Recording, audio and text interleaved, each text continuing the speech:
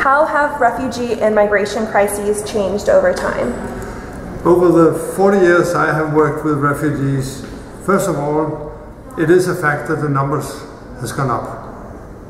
All the time the numbers are bigger and bigger and bigger. So when I started we had like 23 million refugees worldwide. Today 65, 66 million. So that's one thing. It has been necessary to widen the target group from, in the beginning of my career, being classic refugees according to the Refugee Convention. Then we adopted the internally displaced people. Then came the migrants. Were they refugees or not? We don't know, but they have rights.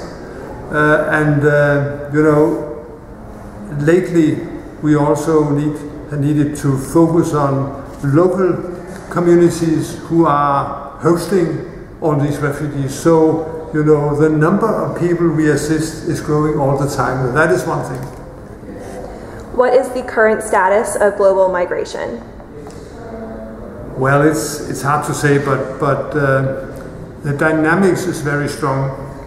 People are, if we speak of migrants, not refugees, they are leaving their country because they cannot see how they could create a future there. And we need to recognize these countries are very poor, and the majority of the population are young people. They have no work, they can't get an education, so no wonder that they try to get away. And it is also necessary for their families to send people, young people, to Europe, US or other places, because then they can send money back.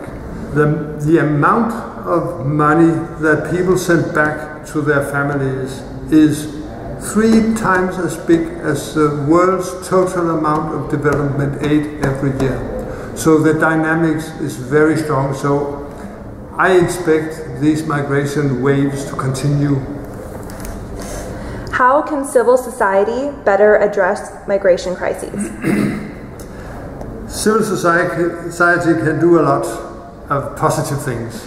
First of all, as we discussed, they can try to be a strong voice in defending basic human rights and basic refugee rights.